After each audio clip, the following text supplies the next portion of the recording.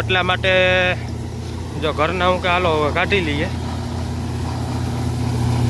તો જો વેદોભાઈ છે, આશીષ છે, હું છે, મારી મા છે, અને ઓલી બાજુ આપણે જગાભાઈ છે. તો જ આ પાથરા વાં સુધી પૂગી જાય એટલે અડધા મગ નીકળી જશે.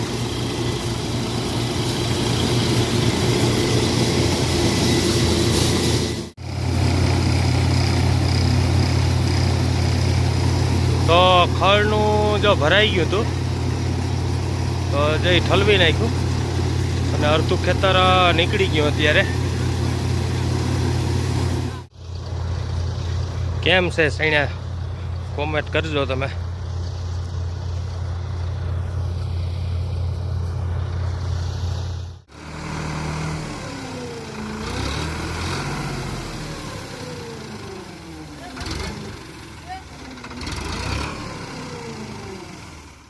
આ બધા અહીં બાજુમાં સણા પાકી ગયા.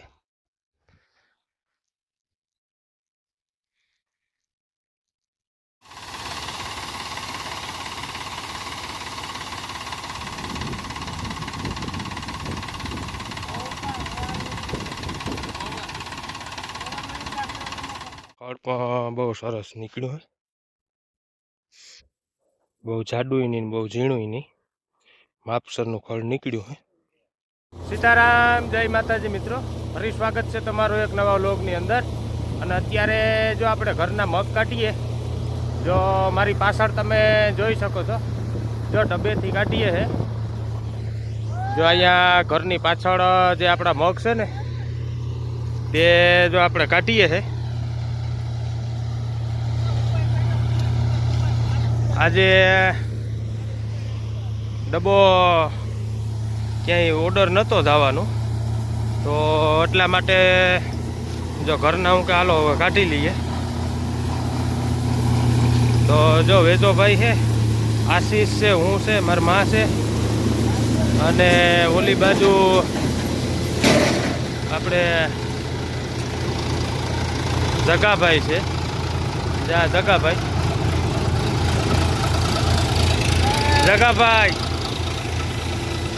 જય જગાભાઈ.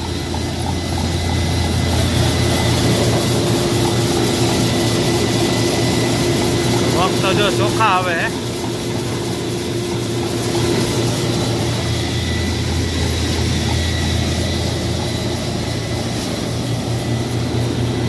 અહીંયા ખડ બધું ભેગું થઈ જાય અને અહીંયા ઉપર મગ ભેગા થાય.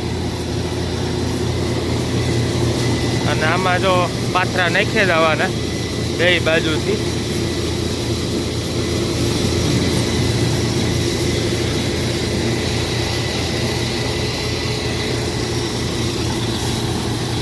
ચારથી પાંચ માણા હોય એટલે તમે ઘરમારે કાઢી શકો છો. મગ હોય તો મગ અને ચણા હોય તો ચણા, કોઈ પણ વસ્તુ તમે 4-5 જણા ઘરના હોય ને એટલે તમારે હાલે. તો ચાલો હું પણ હવે પાથરા નાખવા લાગું.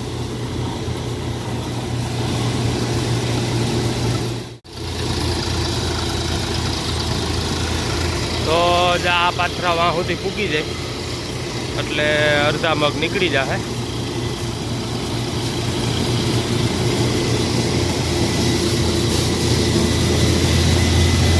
ઓલામાંથી જો રિટર્ન કાંતું અહીં આવે હે પાછું.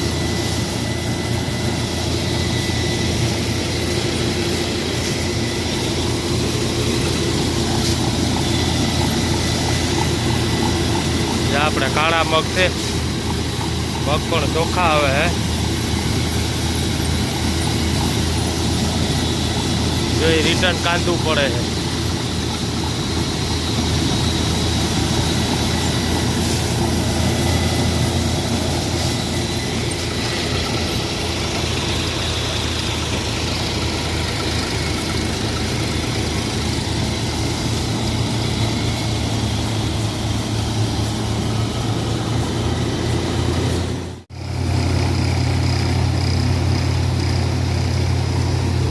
ખળનું જો ભરાઈ ગયું હતું તો જઈ ઠલવી નાખ્યું અને અડધું ખેતર નીકળી ગયું અત્યારે. જો એટલું નીકળ્યું ખળ.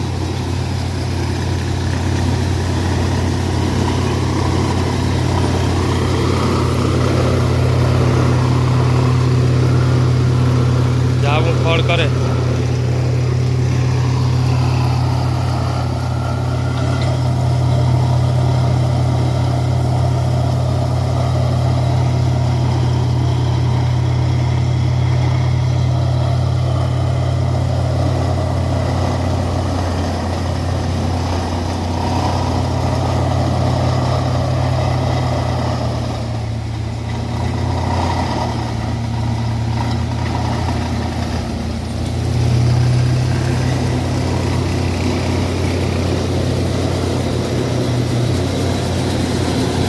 અહીંયા કોક સિંગ ને કાઠું ને હોય ને એ આવે.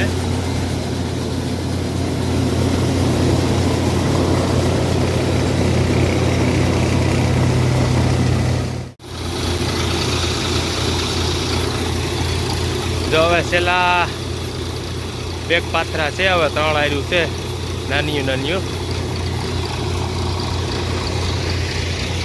અને આ આપણા સૈણા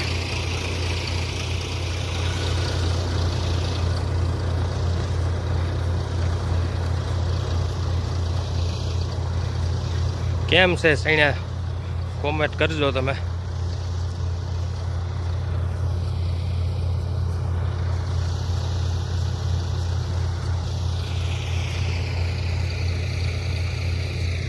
જ્યાં અહીંયા બીજા સૈણા પાકી ગયા. હવે સેલ્યું આ બાજુ ખાલી થોડીક આર્યું છે, 3 આર્યું છે નાન્યું નાન્યું.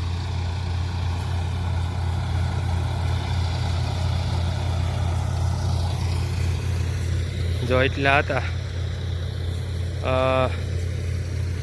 4 વીઘા જેવું થઈ જાય કદાચ.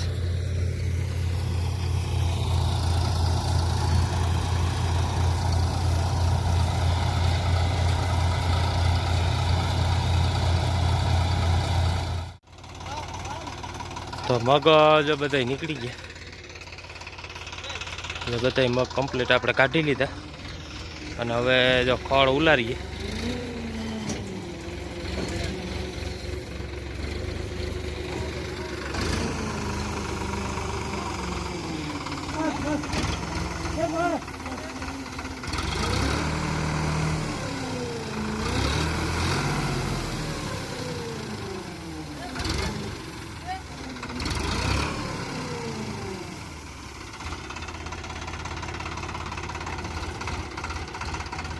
તો ચાલો ખડ જો બધો ઢગલો થઈ ગયો કમ્પ્લીટ. હવે ઓલામાંથી ઉપરથી જો મગ કાઢવાના છે.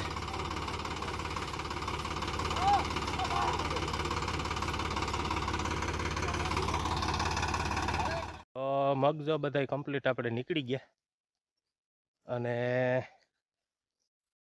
જો ખડનો ઢગલો અવળો થયો છે. જો એટલું ખડ થયું અને મગ હજી ઉપર છે, એ ઠેલવા નથી. આગળ તમને બતાવું ઉપર ચડીને.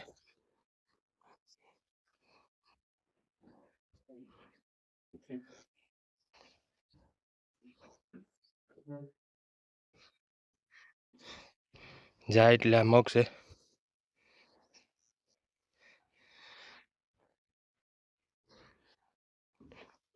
જે એટલે છે 3 વીઘા ખેતર હોય. 3 વીઘા ઉપર ઉપર કદાચ થોડુંક થાય, 4 ન થાય.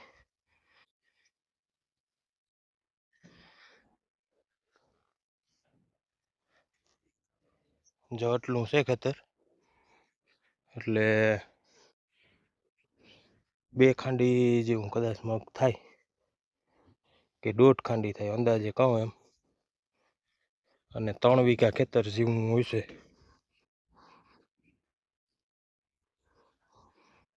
જો એટલા મગ થયા આપણે. અને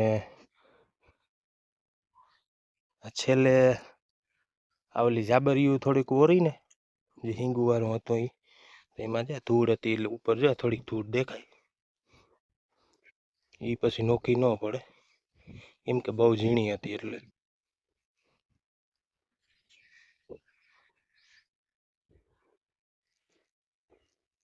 ને આ બધા અહીં બાજુમાં સણા પાકી ગયા.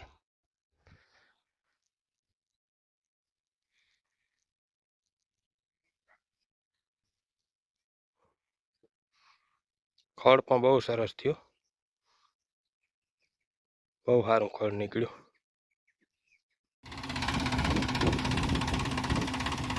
તો જો હવે મગ ઠલવીએ.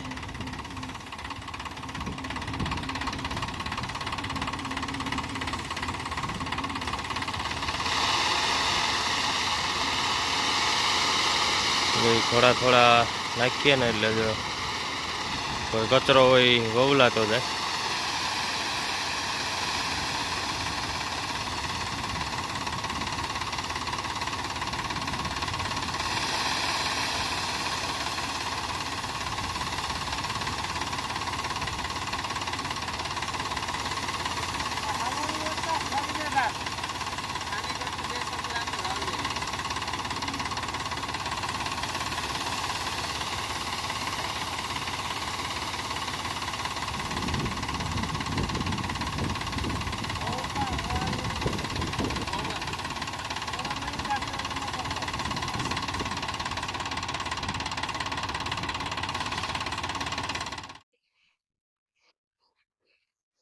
જો અહીંયા જ્યાં હાવ ફીફુડી ધૂળ હતી ને એ નીકળી ગઈ. છેલ્લે જે આવી બેગ જોરી વોરી હતી, જે ઓલી સિંગુ ને આવતી હતી ને સાઈડમાં,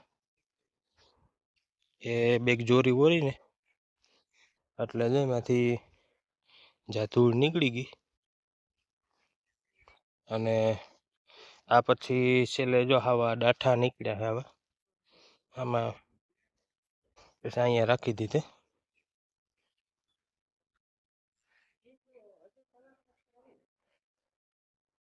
ખડ પણ બહુ સરસ નીકળ્યું હોય, બહુ જાડું નહીં બહુ ઝીણું નહીં, માપસરનું ખડ નીકળ્યું હોય. આપણે ઉપનેરનું પહેલાં જે ખડ નીકળતું ને એવું જ ખડ નીકળ્યું.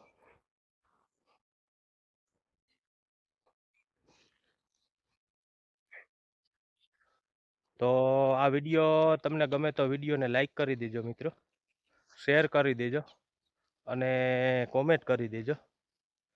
અને બધા મિત્રો આપણી ચેનલને સબસ્ક્રાઈબ કરી લેજો. જેટલા પણ નવા વ્યૂવર્સ હોય અને જેટલા હવે આપણી ચેનલને સબસ્ક્રાઈબ ન કરી હોય તો બધા મિત્રો સબસ્ક્રાઈબ કરી લેજો અને આપણા વિડીયો બધા જોતા રહેજો. તો હવે ફરી મળશું એક નવા વિડીયોની અંદર. ત્યાં સુધી બધા મિત્રોને મારા જય માતાજી.